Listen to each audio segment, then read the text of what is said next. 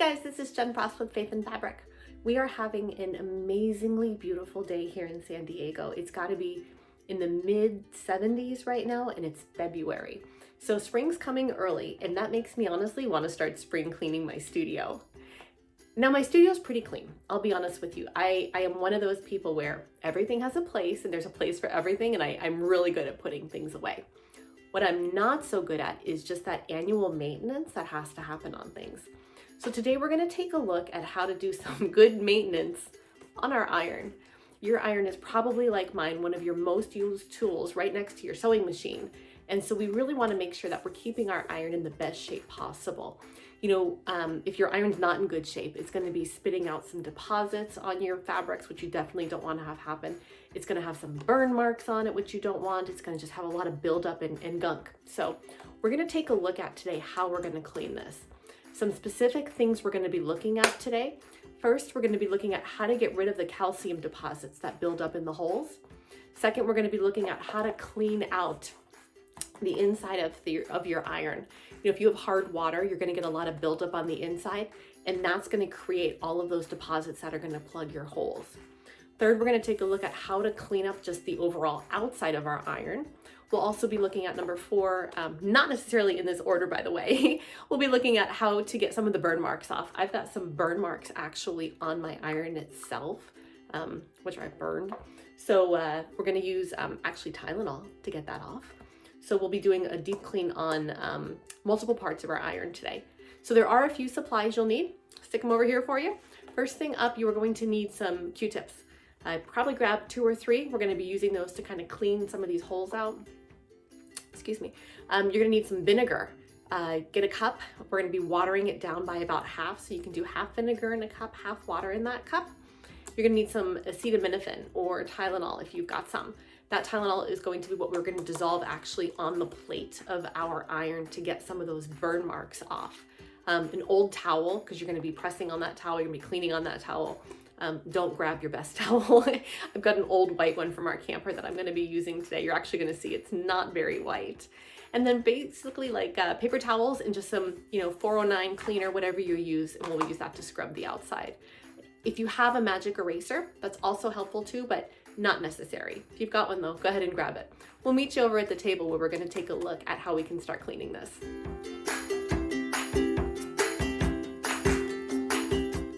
So let's get to cleaning our iron. One of the first things you're going to do is you're going to be soaking a small towel in vinegar. You're basically going to get an old towel saturated. These are just our little house cleaning towels. So you're going to want to get that pretty vinegared. I'm going to dump a little bit of vinegar here into my towel and just kind of let it absorb a bit. And that's why you want to have your working towel underneath, because you will get a little messy. You can even do this in your bathroom if you prefer, or if you've got a little washroom. Those are good spaces to get wet. So I'm going to let the towel get nice and damp. And then what our goal is we want to break up a lot of these little just messy, sticky spots. And vinegar is going to be great for that. So you're going to put your towel down. You want to get the whole thing saturated. Actually, I missed a little spot here, so I'm going to come back. You want to cover enough surface area on your towel that your entire little iron is going to be sitting on your vinegar. So you can see my towel is very, very wet now. And I'm just going to lay it over my iron, and you're going to go ahead and let this sit for 30 minutes. So let's let ours sit, and we'll come right back in about half an hour. So let's see how it looks. Oh, much better, much better. So if you can see, what the vinegar's done is it's already taken off a ton of that staining. And all the little spots that were over here are gone, which is great. Now, it definitely had more trouble getting inside these little cracks here, so we're going to spend a bit more time cleaning those. So I still have my rag here, and I'm just going to kind of scrub inside, and you'll see what's happening is that sticky, yucky gunk, let me show you this. It's all sticking to my little towel, and you can see those little tiny compartments. These are the steam valves where the steam pops out here, and then, it gets released. The vinegar has softened it up enough that it's scrubbing right off.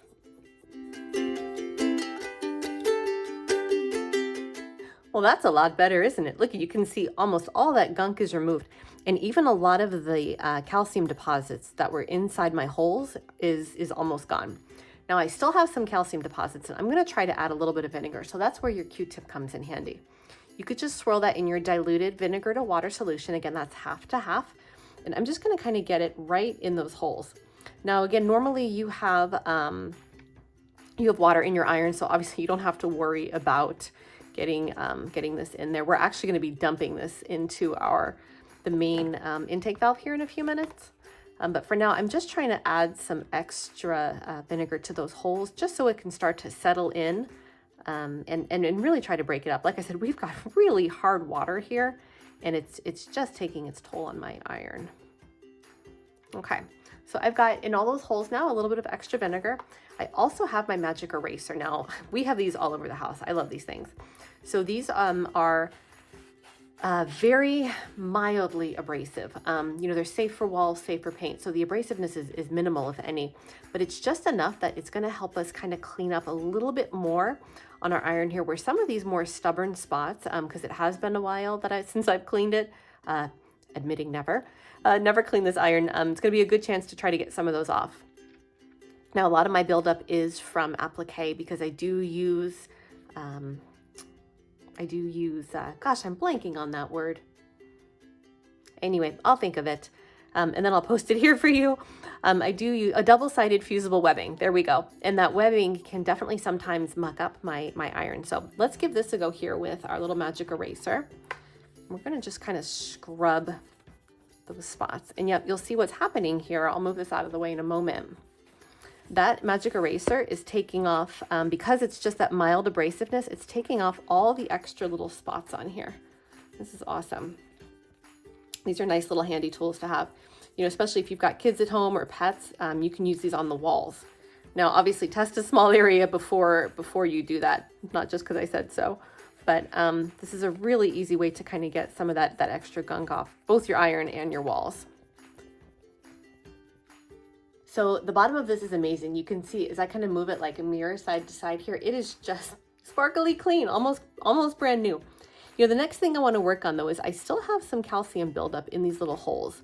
Now I'm going to try to use a pair of tweezers, and what we're going to do is I'm going to stand this on its side here, and I'm just going to kind of scrape a little bit in those holes to try to get some of that buildup out and loosen it.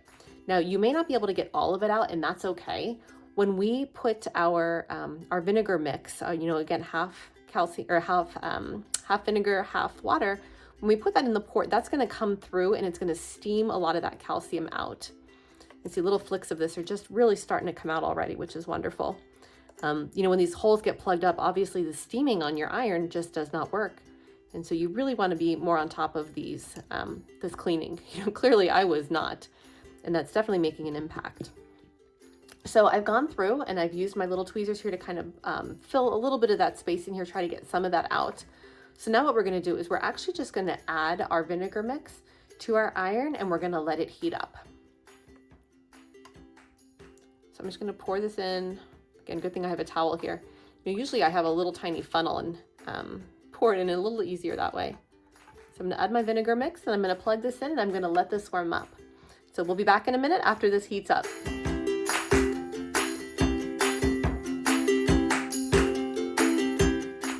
You guys ready to make some stinky vinegar steam with me? Okay, so I have my settings set to my cotton. I've got my valve open, and we are just going to blast. Here it comes. Just blast the vinegar out those ports. And you can see, oh, there's little chunks of stuff coming out. Gross, but necessary. And whew, does that vinegar stink. It's a good thing you guys cannot smell it on this end. My goodness. Steam up our camera lens too.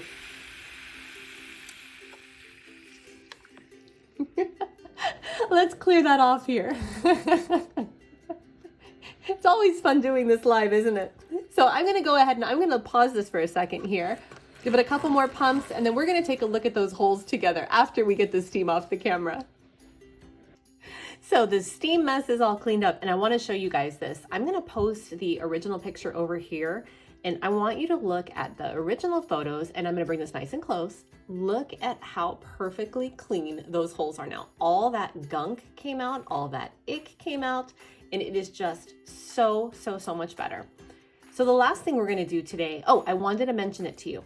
Okay, so I don't have any burn marks on here, but if you have those brown stains, dissolve Tylenol. You're going to basically turn your iron on so it's hot, and you're going to press one of the tablets directly onto your iron, and that will dissolve, and it's going to become like a gel paste, and that'll take the burn off really well. That's kind of step two. Again, I recommend step one, your magic eraser. You can see all the brown yuck on here. This was all the buildup that we removed from our little ports here. So the last thing we're going to clean today then is the outside, and this is actually pretty easy here. I have a paper towel, and I just have a little spray bottle here. My spray bottle has some, just generic 409 in it, nothing special. I don't even know that it's 409. It's like a household cleaner. So I'm just going to get a little bit on my rag here, and I'm just going to use that to just wipe down the outside. Now, this is just very basic maintenance here. Obviously, this just makes it look nice and clean and sparkly. The heavy duty cleaning we've done is already done. Oh, one thing, don't forget to remove your water vinegar mix from here. You don't want to be spraying that all over when you're working on your next quilt, or you're going to be caught with a very pungent smell that you weren't expecting. So I'm just going through here and just honestly just wiping my iron down, just making it look more aesthetically pretty than anything at this point. And here we'll pull our little retractable cord back in. This is actually one of my favorite features of this Sunbeam iron. I'm going to go ahead and put a link to it down in the bottom here so you can take a look at this one. This is just such a great iron. You can see what it does is all but the last few inches of this cord retract back in. So storage on this is really nice. You don't ever have messy cords hanging all over the place. I really, really love this iron. And there you go. Couple basic steps there, and we were able to make an iron that literally looks brand new. So if you remember what this looked like when we started, the whole outside was all sticky and gummed up with spray basting. Obviously that stuff kind of oversprays a little bit. We had just some of that. I use Best Press a lot. I also have a really great homemade recipe. I'll put the link up there to that, to making your own homemade starches. I had some of that built up, so the sides of this are just perfectly crystal clear. Now again, that's just visual maintenance. The big maintenance we did today was really getting the bottom of our iron clean, and you can see in the reflection here, this literally looks brand new. We got all of the calcium deposits out of our little ports here. So now next time we come through and steam, we're not going to have to worry about any of those little buildup spots coming through. We won't have to worry about steam getting stuck and not coming out, which is awesome. And we got all of the little markings off here, just all that gummy paste that builds up over time. Again, I mentioned I use double-sided adhesive for a lot of applique. Actually, here's a great tutorial for applique too, if you've never done that before. But that applique, if you're not exact with your cutting, little pieces of it can just get stuck, even if you are exact, because it's glue and it's going to melt and it's going to seep a little bit. So we got all that glue off, and we just have now a brand new working clean iron. So I hope your spring cleaning is going well for you guys. We'll be definitely making a few more spring cleaning tutorials as we go through. Next up is our cutting mat. We're going to be taking a look at how to get that clean, as well as oiling our machine. So lots coming up. Stay tuned. Thank you so much for all of your subscribes. That definitely helps us. It lets me know that you guys want to continue seeing more, and we will see you in the next video. Thanks so much. Bye-bye.